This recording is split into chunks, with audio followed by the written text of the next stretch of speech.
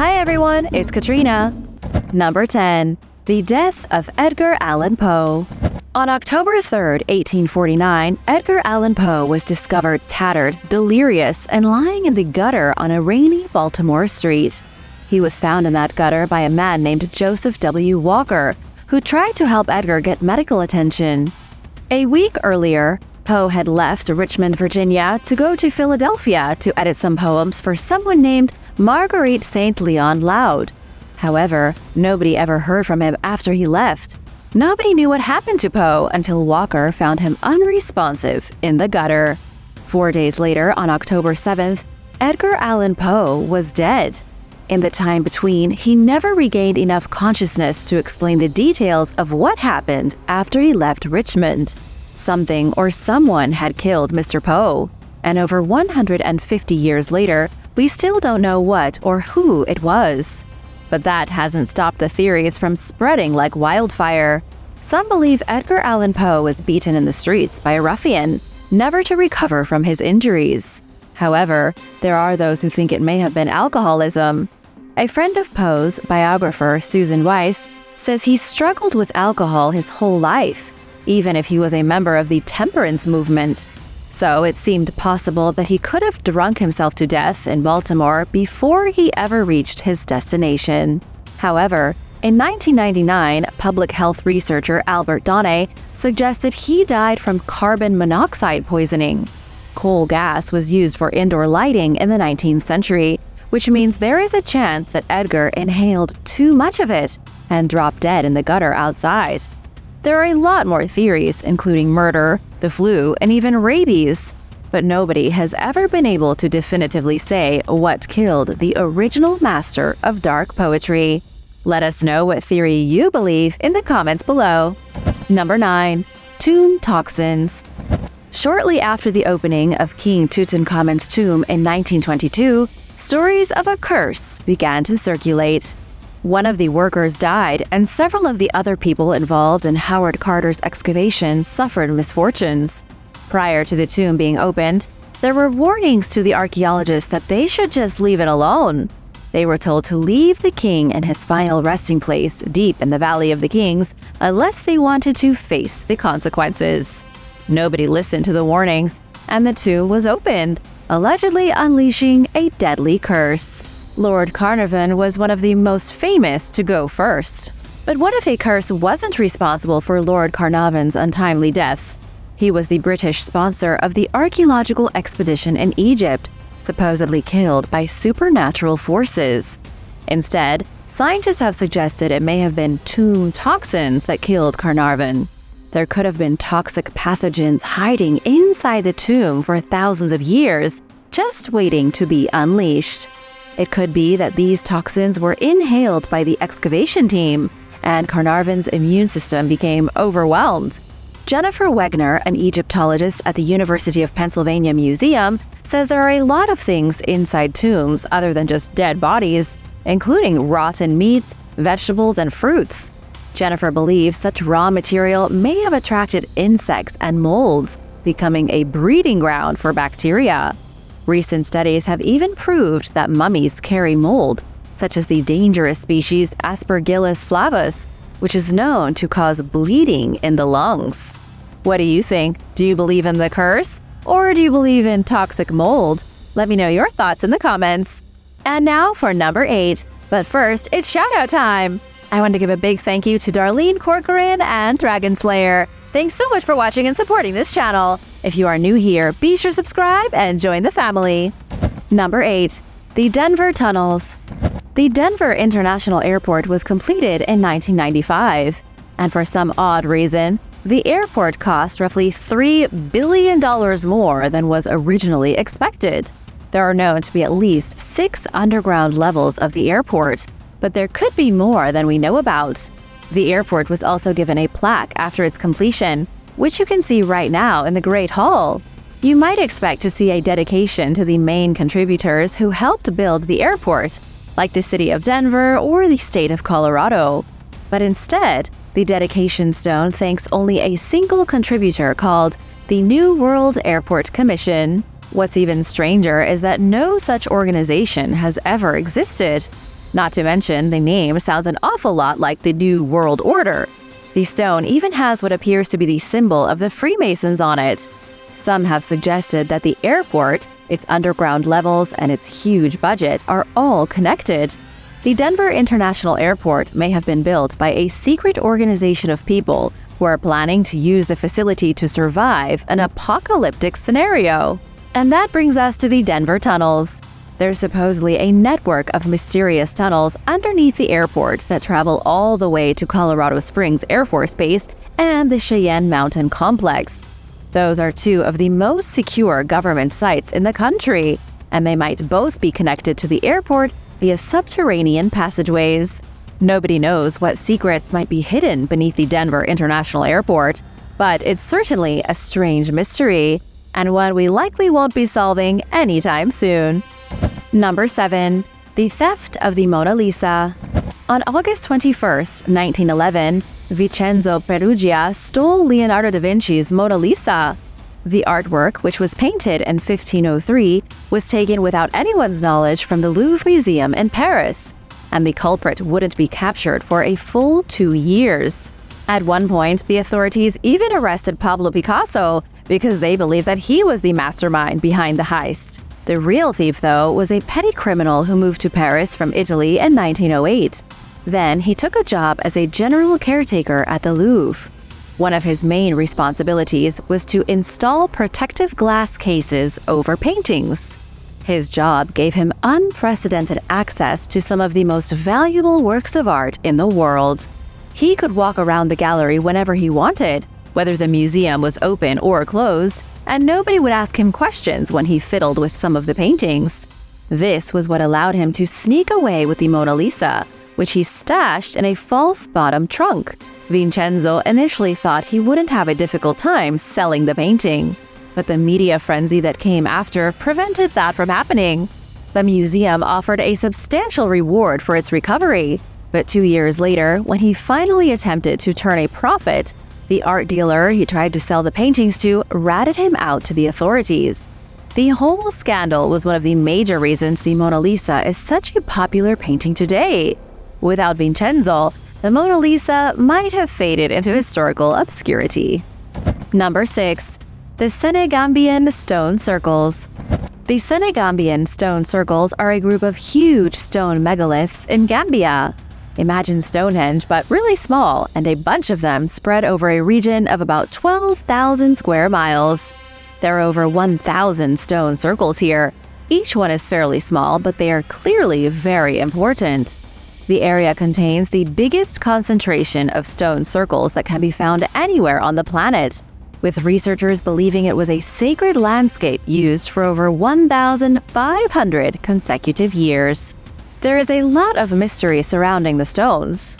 There are about 29,000 standing stones, 17,000 monuments, 2,000 individual sites of importance, and the 1,000 stone circles that I already mentioned.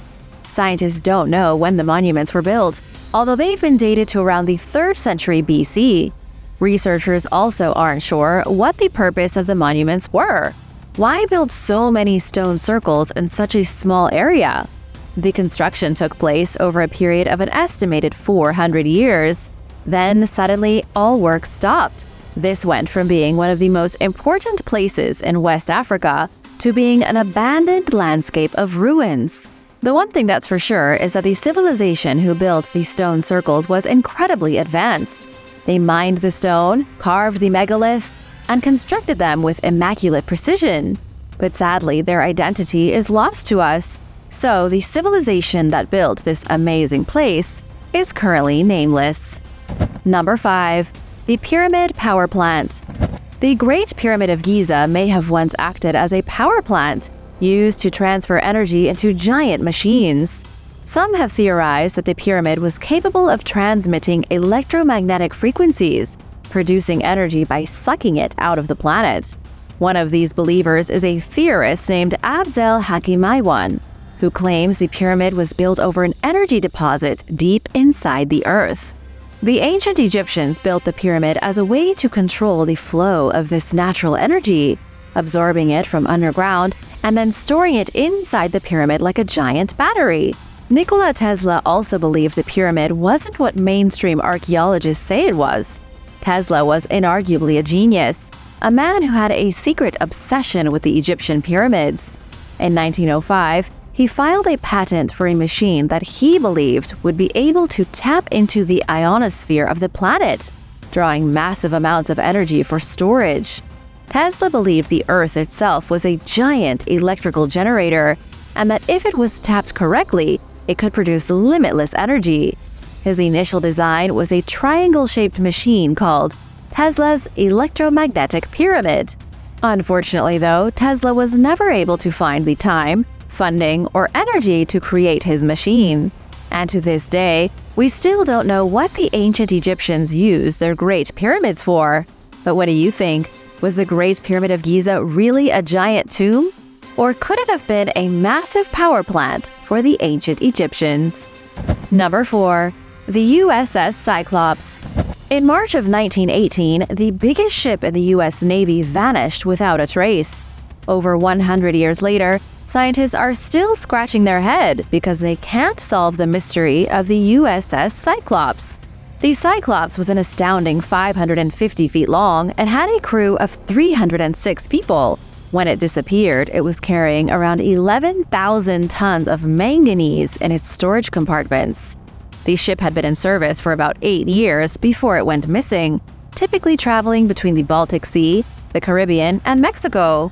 Its main purpose was to move coal and assist refugees. But then came World War I. When America entered the war in 1917, the Cyclops became an essential Navy asset. It was then used for transporting coal and troops to other ships.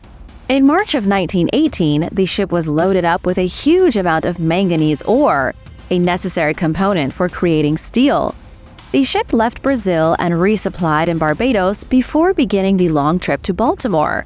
The very last message that was sent by the Cyclops read, "Weather fair, all well." But that was the last time anyone heard anything from the ship, and it was never seen again. There honestly isn't a lot more to tell. The ship vanished without a trace. Some believe it encountered a sea monster and was ripped to shreds, but others think the Bermuda Triangle may be to blame. Over 100 ships and planes have mysteriously gone missing in the Bermuda Triangle over the years, and the USS Cyclops was one of them. However, it could have been a UFO that kidnapped the ship and its crew. The Cyclops may have been the unexpected victim of a German submarine attack. We just have no way of knowing for sure. What do you think happened? Number 3. The Man in the Iron Mask. There was a man who spent decades as a prisoner inside the Bastille alongside French criminals. Nobody ever knew who this man was or why he was placed inside the jail. There wasn't even one person who knew what he looked like because every day he wore a black mask that obscured his face. The mysterious prisoner, who has never been identified, has inspired countless legends over the last 4 centuries. From what we know, the Man in the Iron Mask was arrested in 1669. He was originally held in the Bastille under the reign of King Louis XIV. However, he was moved to other prisons throughout his sentence. But no matter where he went, his face was always covered by a mask. So who was he? Philosopher Voltaire believed the Man in the Iron Mask was the twin brother of King Louis. But some modern historians say he was a man named Eustache d'Auger, who said something about the king he really shouldn't have. Some stories have him wearing an iron mask, while others depict him in a mask of velvet. But despite all the controversies and conspiracies, we still don't know why he was arrested and held prisoner for roughly 30 years. We also don't understand why he wore a mask every day, which is the strangest part of the whole mystery. Number 2. The Crystal Maiden. The Crystal Maiden of the Aktun Tunichil Muknal Cave in Belize is a strange and ghoulish mystery. The jungle cave was found in 1989 deep inside the Tapir Mountain Nature Reserve. It's accessible even today only by driving through the thick jungle for hours, then getting out and walking through even thicker jungle for several more hours. Then, in order to gain access to the cave, you have to swim in and then wade up the cave's river for nearly a mile. You'll also have to push past huge boulders before entering a cavern known as the Cathedral. It was here where archaeologists found the crystal maiden, along with the frightening skeletons of sacrificed infants, children, and adults. This dark and creepy cave was used by the Mayan Civilization about 1,100 years ago for ritual sacrifices. Archaeologists aren't entirely sure what these sacrifices were for, but they think it was an attempt to bring rain to the jungle. The skeletons found here range in age from newly born to elderly. Some were stuffed into niches, while others were laid out in adjoining caves. Many of these skeletons even show evidence of cranial deformation, meaning their skulls were being purposely reshaped to form a cone. The Crystal Maiden herself was, in fact, a 17-year-old boy. He was only called the Maiden because scientists initially misidentified his remains. His body hasn't moved since 900 AD, and he's been in the cave so long that his skeleton has calcified. His bones are covered in crystals like sparkly jewels. Number 1. Romulus and Remus. The Etruscan civilization lived in Italy long before the rise of the Roman Empire. In a way, the Etruscans were the cultural founders of Rome, with their stories, myths, and traditions being absorbed by the Romans when they took over the region around 500 BC. Around that time, the political power on the Italian peninsula changed hands from the Etruscans, who were already losing territory, to the Romans. One of the most important myths for the Etruscan people was their origin story. They believed Tarchon and Tyrrhenus were brothers born of the demigod Hercules. These brothers were supposedly the legendary founders of the Etruscans. They made their way to the Italian peninsula shortly after the Trojan War, coming together to create a mighty civilization. In Roman mythology, the story of Romulus and Remus is extremely similar. They were brothers who were raised in the wild by a she-wolf, and later founded the eternal city of Rome. The mystery here is that historians have never been able to agree on if Romulus and Remus were real historical figures. If they were based on Tarchon and Tyrrhenus, it means the entire origin story of the Roman Empire was plagiarized, copied by an earlier civilization. Thanks for watching! What historical mystery did you like the most? Which one would you like to learn more about? Let me know in the comments below, and be sure to hit that subscribe button. See you next time. Bye!